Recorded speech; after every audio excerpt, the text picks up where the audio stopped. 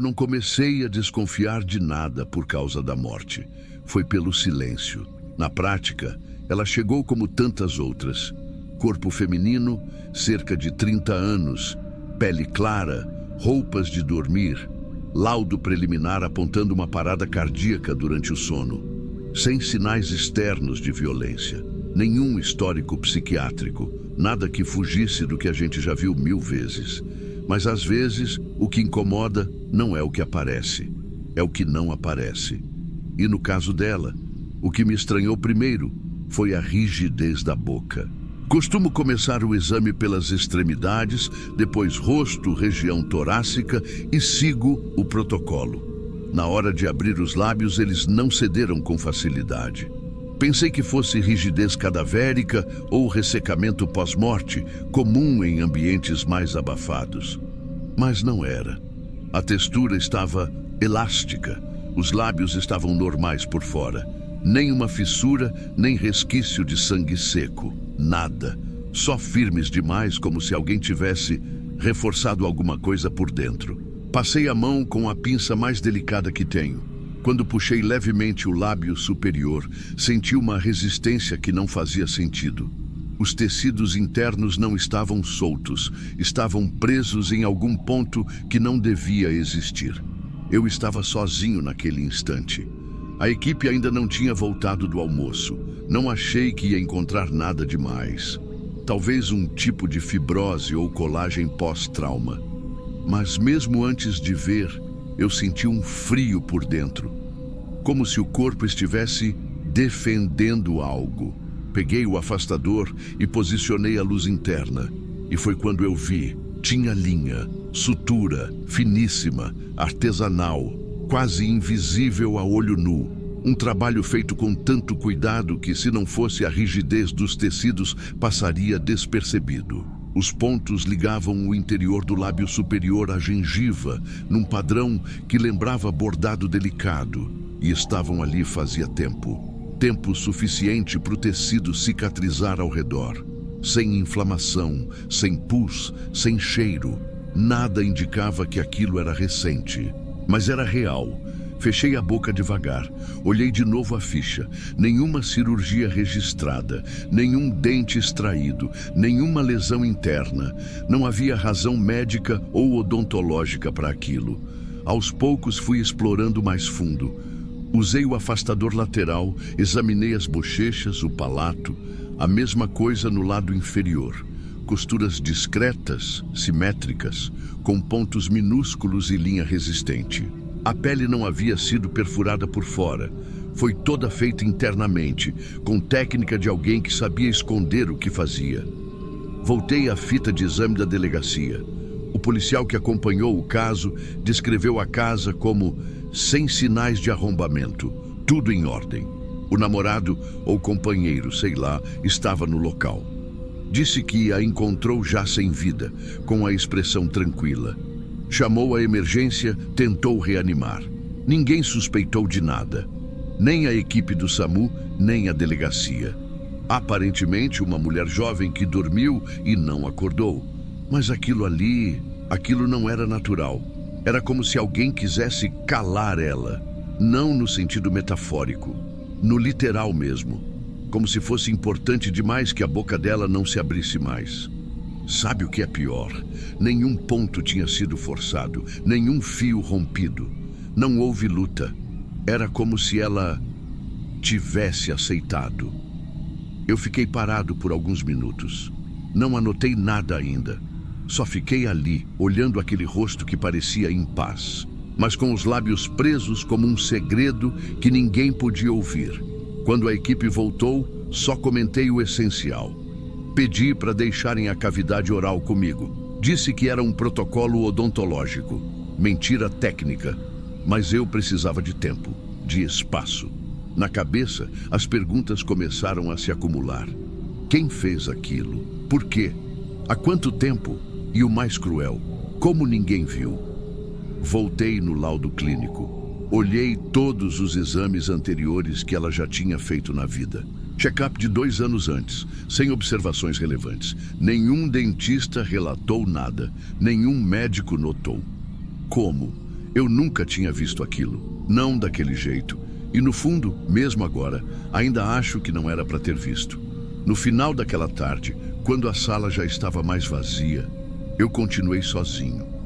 A luz branca da lâmpada principal se misturava com o laranja do pôr do sol que entrava pelas frestas do alto. O calor apertava, a exaustão também, mas eu não conseguia parar de olhar para ela. Não era mais sobre o que eu tinha visto, era sobre o que aquilo provocava. Porque a verdade é que depois que você vê uma costura daquelas por dentro da boca de alguém, você começa a questionar tudo. Eu revisei cada parte do corpo. Os braços estavam limpos, nenhuma marca de contenção. As unhas não tinham sujeira por baixo, nada que indicasse arranhões ou luta, nenhum machucado na língua, nenhum dente quebrado, nenhuma lesão invisível, só aquilo. Só aquela costura absurda, escondida onde ninguém procura. E aí veio o pensamento que eu nunca tinha deixado entrar. E se foi ela mesma? O tipo de linha não era cirúrgica, era de costura mesmo. Fina, firme, marrom escura. E a simetria dava a entender que a pessoa usou espelho, ou praticou, ou já sabia fazer. A cada minuto, aquela ideia ganhava forma. E me dava um tipo de medo que eu nunca tinha sentido antes. Porque não era mais sobre alguém ter feito aquilo com ela. Era sobre alguém ter ensinado ela a fazer aquilo sozinha. Talvez desde nova. Talvez como rotina, como um castigo, como um ritual para ela aprender a ficar em silêncio. Não era só o corpo, era a intenção. No laudo, eu fiz questão de documentar a sutura com precisão. Tirei fotos, medi os pontos, registrei o padrão, mas me detive antes de colocar qualquer teoria, porque ali não cabia. Ali só cabia o que eu vi. A causa da morte permaneceu parada cardiorrespiratória. Não havia lesões internas, nem substâncias suspeitas no sangue. Nenhum indício técnico de agressão. Nada que justificasse um inquérito novo. Nada que desse base para a investigação. E ainda assim, ela estava com a boca costurada, por dentro. Na semana seguinte, recebi um contato informal de uma enfermeira da central de atendimento. Ela disse que reconheceu o nome da moça, que já tinha passado por alguns plantões dela, que parecia quieta demais. Palavras da própria enfermeira. A moça trabalhava com atendimento ao público numa pequena loja de bijuterias. Não tinha filhos. Vivia com o namorado há uns 3 anos. Os vizinhos diziam que era um casal reservado. Ninguém nunca ouviu briga. O homem foi chamado para complementar o prontuário. Disse que ela sofria de crises de ansiedade, que às vezes ficava dias sem querer falar com ninguém. Mas nunca soube de autoagressão. Nunca viu pontos. Nunca desconfiou de nada. Ele jurou que só a encontrou caída no chão do quarto e que ligou desesperado. Talvez tenha sido verdade. Talvez não. A única certeza é que aquela mulher tinha uma história guardada onde ninguém olha. Fiquei dias sem conseguir trabalhar direito depois daquilo. Toda vez que entrava uma mulher no IML, eu me via inclinando mais o queixo, puxando o lábio inferior com mais cuidado, reparando em cada dobra da gengiva como se estivesse descobrindo outra costura escondida. E isso não me deixou mais. Hoje já passaram anos desde aquele caso, mas eu ainda me pego revendo as fotos dela. De vez em quando, abro a pasta no sistema, leio de novo o laudo, como se fosse encontrar um detalhe que deixei passar, como se fosse descobrir o que ela queria dizer. Mas não tem mensagem, não tem explicação, só silêncio. Silêncio demais. E agora eu entendo. O que me incomoda não é o que ela tinha na boca. É o que ela talvez tenha tido que engolir por tanto tempo.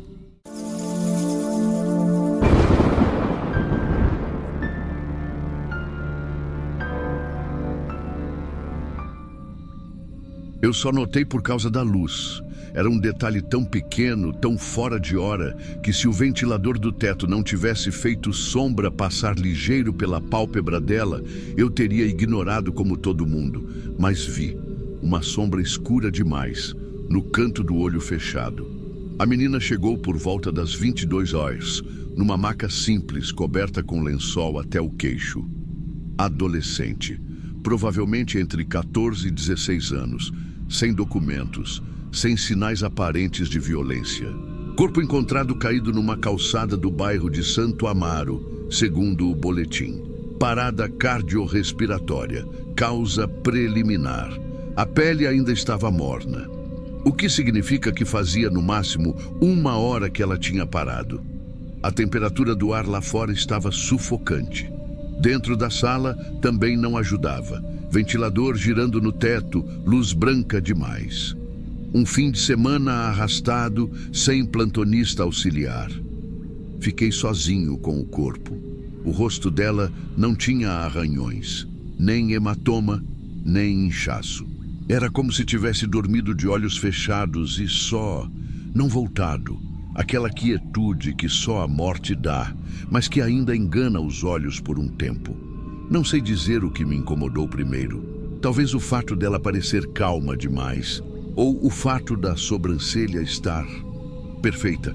Desculpa, eu sei como isso soa, mas é que era mesmo.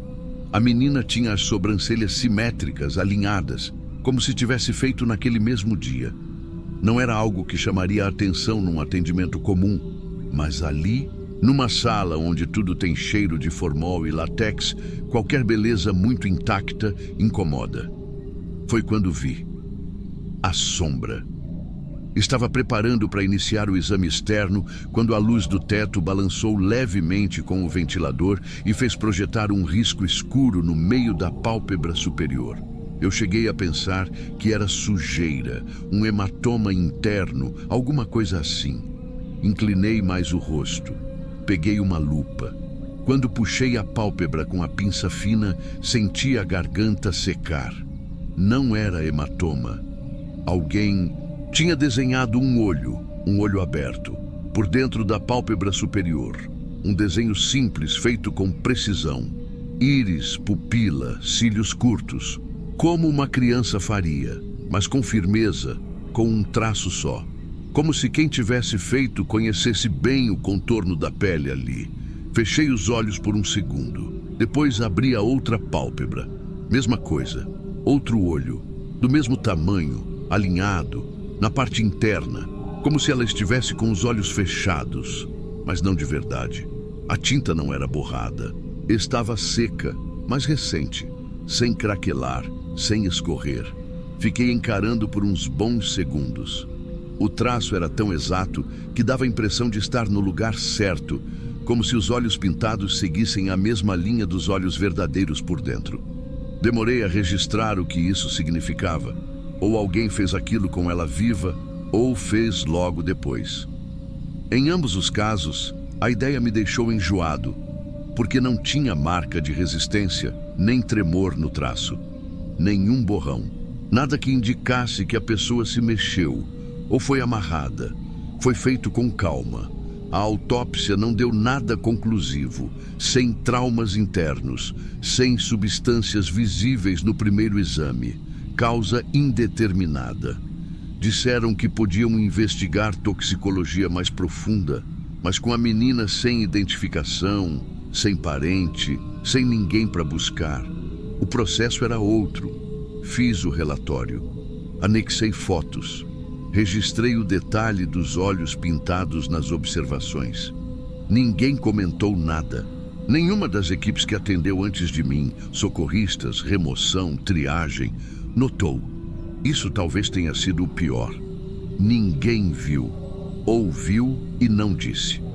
Ela estava de olhos fechados, mas de um jeito que enganava, como se fosse de propósito. Eu pensei em comentar com alguém na hora, mas fiquei calado. Talvez porque sabia que, se abrisse a boca, ia ouvir que era só algum tipo de brincadeira doentia ou algum ritualzinho de adolescente. E eu não queria ouvir isso. Não naquela noite. Tirei as fotos. Fiz com zoom, com régua de escala, com luz natural e luz artificial. Fiz do jeito certo. Eu queria garantir que ninguém dissesse depois que era invenção minha. que eu tinha exagerado, que tinha confundido alguma mancha, sei lá. Mas a verdade é que, olhando as fotos depois, o impacto era menor. As imagens perdiam algo que só quem viu de perto sabe. Era como se os olhos desenhados não fossem só traço, fossem presença, uma forma de estar ali.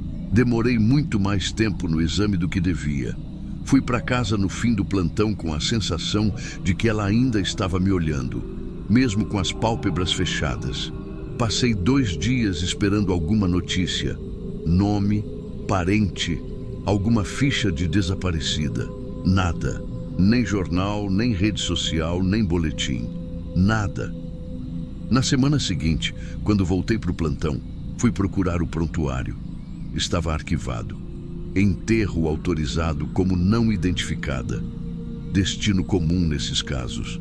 Um cemitério simples, onde corpos sem nome são colocados lado a lado, cobertos só pelo número do laudo.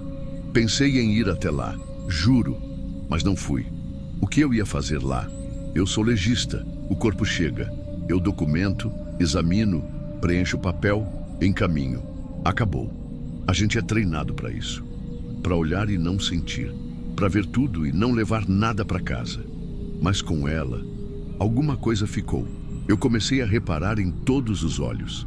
Toda vez que vinha um corpo com pálpebra intacta, eu olhava 2 vezes. Depois comecei a abrir com mais cuidado, como quem procura o mesmo traço, o mesmo olhar escondido. Não achei. Nunca mais vi nada igual.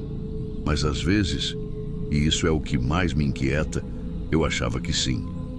Achava que via um sombreado, uma curvatura que lembrava o traço dela. E quando ia ver, não era.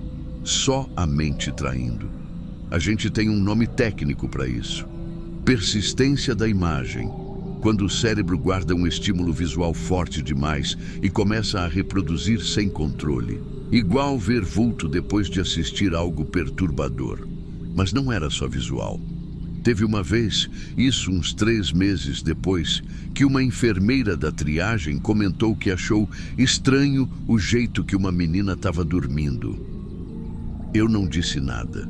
Fui eu quem recebeu o corpo depois. Não era a mesma, claro, mas a frase me travou. Estranho o jeito que estava dormindo. A gente não devia falar assim. A morte não é sono, mas tem hora que parece. E isso é o que mais me perturba. A ideia de que a gente se engana até nisso. Que mesmo morto, alguém pode estar fingindo. Desde aquela noite, nunca mais confiei em pálpebras fechadas. E também nunca mais consegui olhar para uma adolescente dormindo sem pensar naquilo. Em quem desenhou. Em porquê. Em quanto tempo levou. Se ela estava consciente. Se viu. O que me incomoda, no fundo, não é o que vi. É o que ninguém viu. É o fato de um traço tão bem feito ter passado por tanta gente sem ser notado. Socorrista, enfermeiro, plantonista, remoção. Eu mesmo quase não vi. Só vi por causa da luz, do ventilador girando devagar, fazendo sombra na pálpebra. Quantas outras passaram? Quantas ainda vão passar? Outro dia eu comentei discretamente com um colega mais velho. Um cara que trabalha há mais de 30 anos e que já viu coisa que não cabe em papel. Perguntei como quem não quer nada. Você já encontrou algum corpo com algum tipo de desenho no rosto? Ele demorou um pouco para responder. Depois disse, desenho não, mas marca que ninguém devia ter feito, já vi algumas. A gente ficou em silêncio depois disso. Ele sabia do que eu estava falando, só não quis dar nome. E talvez seja isso mesmo. Talvez essas coisas não tenham nome, nem explicação, nem registro. Só uma frase que não sai da minha cabeça desde aquela noite abafada em Recife. Ela estava de olhos fechados, mas não estava dormindo. Você está ouvindo isso sozinho? Se essa história fez você olhar para os lados, é porque vale a pena ficar. Se inscreve no canal, porque aqui, o que a gente conta, pode acontecer com qualquer um, incluindo você.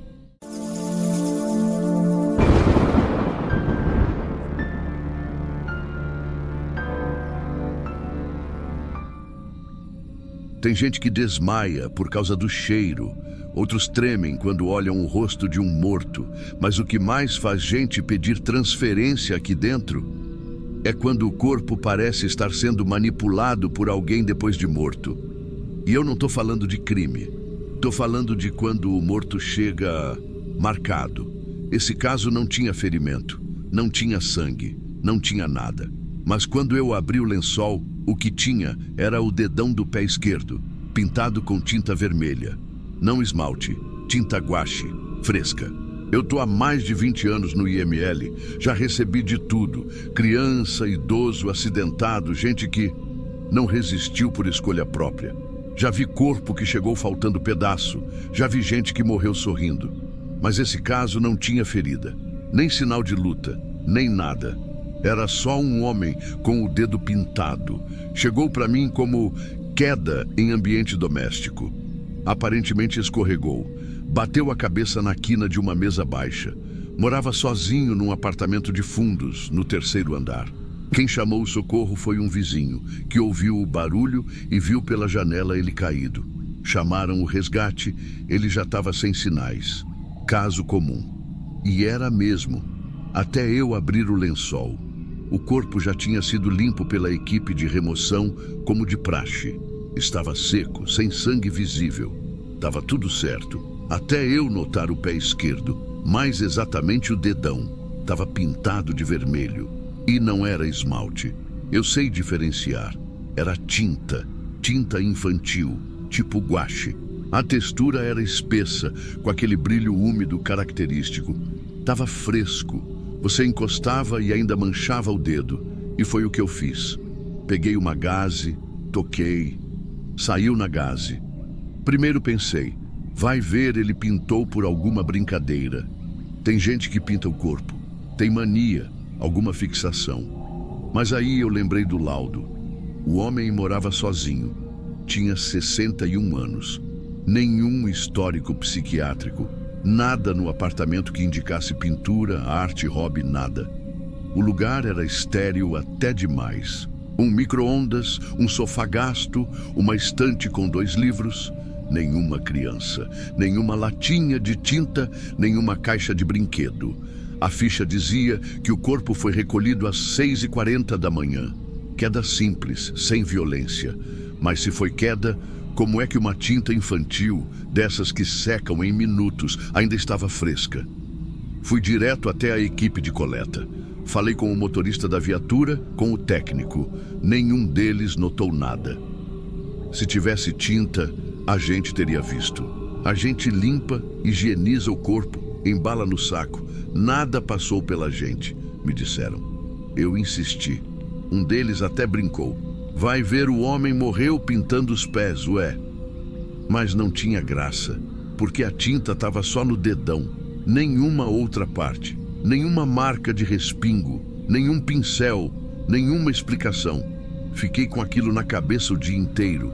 Toquei as outras rotinas, mas aquilo martelava. E aí, no fim do expediente, quando fui guardar os materiais, aconteceu a segunda parte. A parte que me tirou o sono. No armário de insumos do fundo do corredor, onde a gente guarda luva, algodão, lâmina, seringa, esparadrapo, estava lá um potinho de tinta vermelha, aberto. E do lado, um cotonete manchado, com tinta ainda molhada. Só que esse potinho não era nosso. A marca não era a que a gente usa em nenhum processo. E a tinta era tinta guache escolar, daquelas de criança mesmo, marca popular. Eu reconheci na hora. Fiquei parado ali por uns minutos, com o potinho na mão. Aquilo não devia estar ali, não tem motivo para estar ali, ninguém usa isso aqui, isso não entra no IML, não tem como. Mas estava, e estava usado. Olhei a câmera do corredor, não tinha nada registrado. Ou foi antes do turno, ou foi alguém que soube que não ia ser visto, ou ninguém mais viu porque ninguém mais quis ver. Naquela noite eu não consegui dormir. Fiquei com a imagem do dedão vermelho na cabeça. Fiquei pensando, e se pintaram depois que o corpo chegou? Quem pintaria? Por quê? Eu podia reportar formalmente, podia abrir sindicância. Mas quem ia levar a sério? Quem ia assumir que, dentro do IML, tem alguém pintando o corpo dos outros? Eu só fiz o que sempre faço. Registrei no laudo: observação, pigmentação vermelha incomum no hálux esquerdo, compatível com tinta aquosa, nada além. Mas guardei a gaze, guardei a foto, guardei o horário, guardei o silêncio. 2 dias depois, aquele mesmo corpo foi encaminhado para o sepultamento, sem liberação da família, porque não tinha. Nenhum parente apareceu, nada, só um número de RG e um endereço.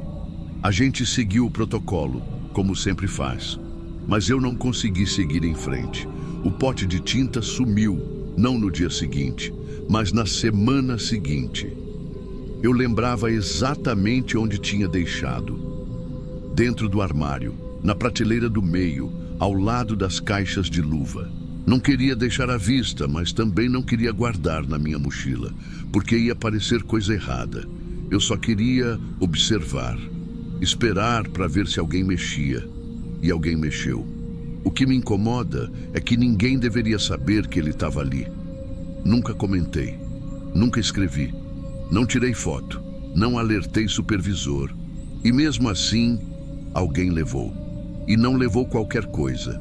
Levou um objeto que não pertence ao IML, que não faz parte de nenhum processo e que ninguém mais sabia que existia ali. Ou seja, quem pegou sabia o que estava fazendo. A gente se acostuma a trabalhar com a ideia de que aqui dentro tudo é controlado, medido, fechado. Tudo tem protocolo, chave, recibo, mas não tem câmera em todo canto, não tem olho para todo gesto. E foi aí que o terror começou a deixar de ser o dedo pintado e passou a ser quem pintou. Eu passei a observar mais. Comecei a prestar atenção nas pequenas coisas. Uma caixa de algodão que some antes da hora. Uma luva descartada num canto onde ninguém faz procedimento. Um jaleco que aparece pendurado mesmo depois da troca de turno. No começo, achei que era cansaço, paranoia, mas o incômodo se repetia. E então, um detalhe novo. 4 dias depois, recebo outro corpo.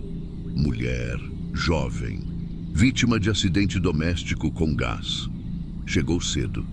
Fui fazer o primeiro exame de rotina. E ali, no braço direito, bem próximo da dobra do cotovelo, tinha um traço vermelho, fino, curvado, como uma pincelada. Não era corte, era tinta. Dessa vez seca, mas tinta do mesmo tom e da mesma textura. E só ali, um traço quase decorativo, como um símbolo. Tinta guache. Eu não comentei, não falei com ninguém.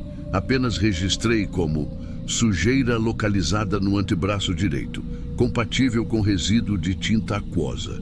Mais uma vez, nada além disso. Eu estava tentando entender se aquilo era algum tipo de código, se era uma mensagem, uma brincadeira mórbida ou uma assinatura. A verdade é que eu comecei a desconfiar de tudo. Tinha dias em que eu chegava e notava que o armário da gaveta onde guardo as etiquetas estava trancado, mas com a chave virada do lado oposto, como se alguém tivesse aberto e fechado por fora. Teve uma noite, durante um plantão mais vazio, que eu escutei um barulho de rodinhas de maca passando devagar, mas não tinha mais ninguém de plantão comigo. Eu fui ver, nada, nenhuma maca fora do lugar, nenhum corpo novo, nenhum técnico extra escalado. Foi aí que me dei conta de uma coisa boba, mas que me virou o estômago. Sabe os laudos impressos que a gente coloca no envelope e deixa na bandeja da coordenação, sempre com o carimbo final? Um deles voltou, riscado, com uma única palavra escrita à caneta vermelha, letra de forma como se fosse de escola, errado. E o laudo era justamente o do homem do dedão pintado. Mas eu tinha digitado, impresso, carimbado, envelopado, comprovado. Ninguém devia tocar nele. Eu guardei esse envelope. E está aqui comigo até hoje, dobrando aos poucos, como se estivesse ficando velho de tanto ser revirado. Eu pensei em pedir transferência. Pensei até em falar com alguém de fora, da imprensa, sei lá. Mas e se isso tudo for só comigo? E se for só um jeito da coisa se manifestar para mim, o que mais me apavora não é a tinta, é a calma. É como tudo acontece em silêncio, como se estivesse sendo feito devagar por alguém que mora dentro do IML, ou por algo que só age quando ninguém vê. Tem gente que diz que os mortos não voltam, que não podem mais deixar rastros, mas talvez a gente esteja olhando sempre para o lugar errado. Talvez não seja o corpo que importa, mas sim quem marca ele e onde isso começa. E talvez já tenha começado antes mesmo de eu notar.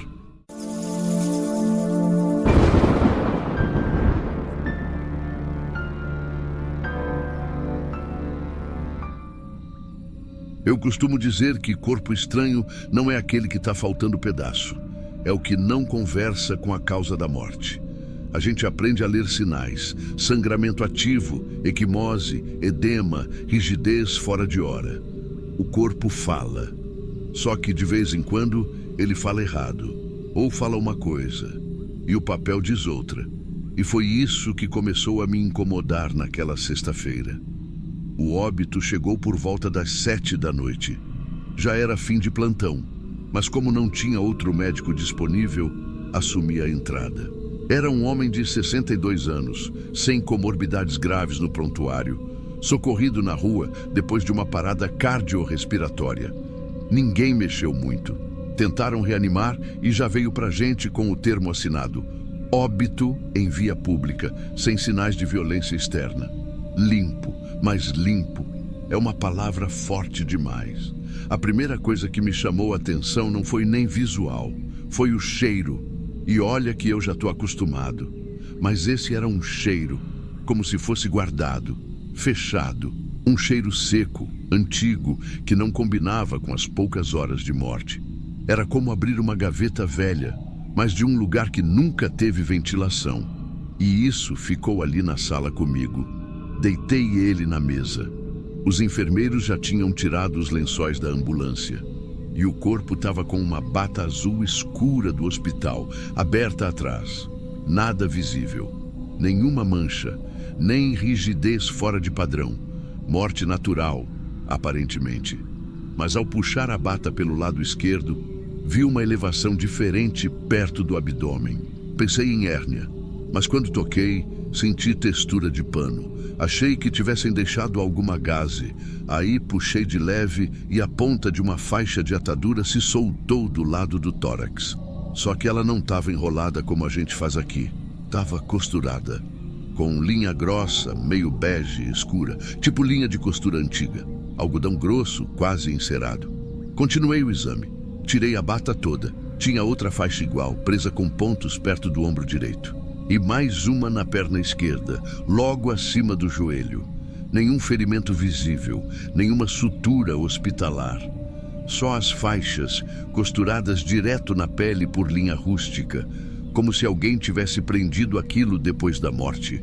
Mas não havia sinal de entrada de agulha recente. A pele estava fechada, os pontos pareciam velhos, absurdamente velhos. Não tinha infecção, não tinha secreção, não tinha inflamação, tinha só uma presença. Aquilo me travou. Fiquei parado ali, olhando para ele como se estivesse olhando para uma maquete que alguém montou errado. Os pontos estavam limpos, simétricos, tão simétricos que eu comecei a achar que estava perdendo a mão. Mas não era eu, era ele, era o corpo. Abri o protocolo, marquei presença de material estranho e decidi remover uma das faixas para examinar. Cortei com bisturi na parte de trás da perna, onde a pele parecia mais firme. A faixa estava aderida à pele como se tivesse secado ali. E embaixo dela não tinha nada. Nada. Quer dizer, tinha pele. Pele normal, mas com um ponto antigo. Como se tivessem costurado um corte que nunca existiu. Eu quis rir. Por dentro. Era tão absurdo que minha cabeça tentou racionalizar. Cirurgia mal documentada, curativo de outra internação, mas aí me caiu a ficha. Esse homem nunca passou pelo hospital, nunca foi operado. Nem ficha antiga ele tinha, nada além de um RG recém-emitido. Olhei de novo. As costuras eram quase decorativas, como se tivessem um padrão. Uma no ombro, outra na perna, outra no abdômen. 3 pontos, 3 faixas, 3 locais estratégicos. Eu parei por ali naquela noite. Fechei o protocolo e anotei que o exame externo estava em andamento, mas incompleto. E por precaução, pedi que deixassem o corpo na última gaveta da câmara fria. Aquela que ninguém gosta de usar porque faz um barulho estranho no trilho. Na hora de empurrar o corpo, ele escorregou com facilidade, leve, gelado, quieto demais. Mas antes de fechar, fui puxado de novo pelo cheiro. Agora ele estava mais forte, mais definido, como cheiro de pano guardado, pano de casa antiga, misturado com poeira. E teve uma hora que me deu a impressão de que o pano estava mais quente que o corpo. Mas isso eu guardei para mim. Eu voltei no sábado de manhã. A ideia era terminar logo o laudo. Mas confesso, eu não dormi direito. E não foi por medo, foi por falta de resposta. A gente aprende a lidar com o grotesco. Corpo dilacerado, crânio aberto, cheiro forte, tudo isso vira número. Só que o que não faz sentido gruda de outro jeito. Fui direto para a câmara fria. As luzes do corredor estavam apagadas e a primeira lâmpada acendeu com aquele estalo irritante do reator velho. A chave de metal da gaveta maior estava no meu bolso, única. Ninguém mais mexeu ali. Abri. O cheiro veio na hora, mas dessa vez ele não era só de coisa velha. Tinha algo úmido, como se o pano tivesse fermentado. E mesmo gelado, parecia que aquilo respirava. Verifiquei o corpo de novo. Não tinha rigidez exagerada. Estava do mesmo jeito. Mas a faixa da perna, aquela que eu tinha cortado na sexta, estava dobrada com cuidado e posicionada sobre o tórax. Alguém fez isso. Só que eu conferi todas as câmeras depois. Nenhum acesso externo, nenhuma movimentação estranha. Ninguém entrou ali. Fiquei parado olhando para a faixa dobrada por uns bons segundos. Depois recolhi com a pinça, coloquei em bandeja inox e comecei o exame interno. No momento em que fiz a incisão torácica, percebi que havia um tecido mais denso do que o normal, recobrindo a musculatura do peito. Não era gordura, nem fibrose. Era uma membrana lisa, quase transparente, que cobria os órgãos com precisão, como se alguém tivesse encapado o corpo por dentro, em regiões exatas, as mesmas das faixas. Aquilo não era de origem hospitalar. Removi parte da membrana e fiz a análise cardíaca. O coração estava inteiro, saudável. Nenhum sinal de infarto, nenhuma lesão nas coronárias, nenhuma arritmia óbvia. O que matou esse homem, segundo o protocolo, foi uma parada cardíaca súbita. Mas não havia motivo visível. Só o recobrimento e os pontos. Fui para a região abdominal.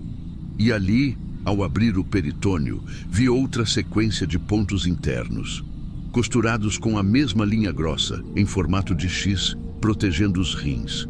Os dois. Os pontos pareciam antigos. A linha estava ressecada, desbotada, mas intacta. Não havia fibrose nem reação imunológica.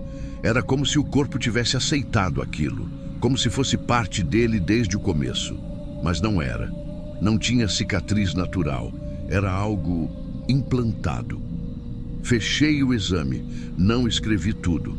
Anotei só o necessário. Causa indeterminada, aguardar exames laboratoriais, mas o que me incomodava não era o que faltava no corpo, era o que tinha de mais.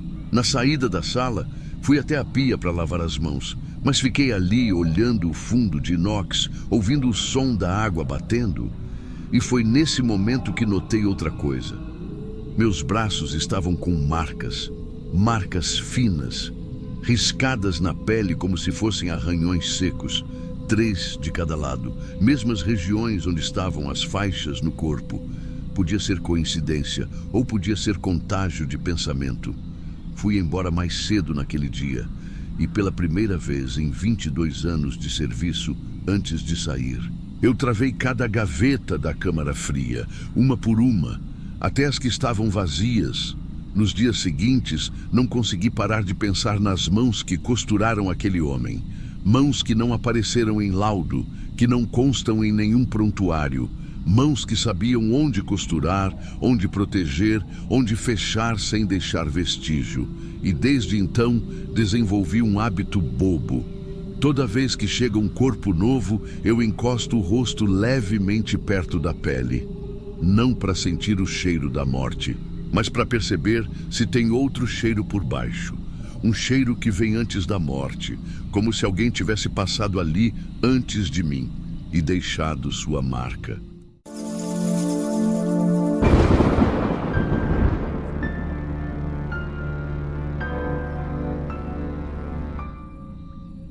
Tem gente que acha que trabalhar em necropsia é se acostumar com a morte, mas não é. O que a gente aprende é a se acostumar com o que faz sentido. Porque quando alguma coisa não faz sentido, não tem jaleco, máscara ou protocolo que te proteja da sensação. E eu tô falando de coisa que não dá para desver. Era plantão noturno, mês de julho, e eu lembro até hoje que estava chovendo quando esse corpo chegou. Homem, uns 50 e poucos anos, aparentemente atropelado. Os documentos vieram junto, a liberação também. Era só preparar para reconhecimento visual. Não tinha sangue escorrendo, nem ferimento aberto visível, tirando umas escoriações no rosto. Mas o rosto dele, ele tinha um tipo de serenidade, sabe? Não era expressão de dor. Era como se ele tivesse sido interrompido. A gente trabalha em cima de bancada de aço gelada. A luz é branca demais e o tempo é sempre meio desrespeitoso ali. E eu lembro que comecei o processo igual a qualquer outro. Conferi os dados, abri o saco, retirei o lençol, coloquei as etiquetas, aquela sequência de sempre. Mas foi quando eu fui limpar o rosto, mais especificamente a boca, que alguma coisa me travou. Tinha um traço esquisito no lábio superior, como se a pele tivesse sido costurada e reaberta milimetricamente. Só que não tinha ponto, não tinha cicatriz, era só um vinco. Aquilo já me deixou alerta, mas segui. Puxei a bochecha para ter acesso aos dentes, porque parte do protocolo é garantir que não tem resíduos visíveis ali. Às vezes tem prótese solta ou dente quebrado que precisa ser removido. Só que não era isso. A dentição parecia normal, até eu olhar de novo. Do lado direito, na parte de cima, tinham 4 dentes iguais. 4 incisivos centrais superiores, um do lado do outro. Todos alinhados, mesma forma, mesmo esmalte, mesmo brilho. E nenhum era prótese. Primeiro pensei, tá, pode ser uma formação rara, dente supranumerário, essas coisas. Já vi dente fora do céu da boca, dente nascendo em cima de gengiva. Mas sempre são desalinhados, tortos, sem raiz definida. Ali não. Aqueles 4 estavam perfeitamente encaixados, como teclas de um piano lado a lado. E detalhe, todos com raiz. Eu dei 2 passos para trás. Não foi susto. Foi aquela sensação de que você está diante de algo que não deveria existir. Chamei o colega da sala ao lado. Ele veio, olhou, ficou calado. Me perguntou se era caso de exumação, se tinham mexido na arcada. Respondi que não. Corpo direto da UPA, sem manipulação prévia. A gente decidiu fazer um raio-x ali mesmo. É comum quando precisa verificar fraturas ou estruturas internas. E quando o exame saiu, eu juro, parecia montagem. Mas não era. As raízes estavam ali, separadas. 3 delas duplicadas em regiões que, anatomicamente, não deviam existir. E o osso do maxilar não mostrava nenhuma sinalização de enxerto, trauma, cicatriz cirúrgica. Eu fiquei olhando aquela imagem por longos minutos. Nem sei se estava respirando. Foi aí que tive a ideia de puxar o histórico médico dele. Como o nome e CPF estavam corretos, consegui achar um registro de uma consulta odontológica feita 7 anos antes. Um exame de rotina. E adivinha? A imagem digital do raio-x de 2017 mostrava a arcada normal. 2 incisivos centrais, 2 laterais. Tudo perfeito. Ou seja, aquilo não era de nascença. A arcada dele mudou. Ninguém no IML quis ir mais fundo. Preparamos o corpo, cobrimos o rosto com um lençol e entregamos para a família. Eles não pediram nada. Mas eu nunca mais consegui olhar um sorriso da mesma forma. Naquela mesma noite, depois de fechar a ficha, eu imprimi o raio-x e deixei no meu armário pessoal. Não era certo fazer isso, eu sei, mas não consegui jogar fora. Aquilo me incomodava de um jeito que nem as autópsias mais pesadas me incomodam, porque não era o sangue, nem a morte. Era o erro frio, preciso, que não deveria existir.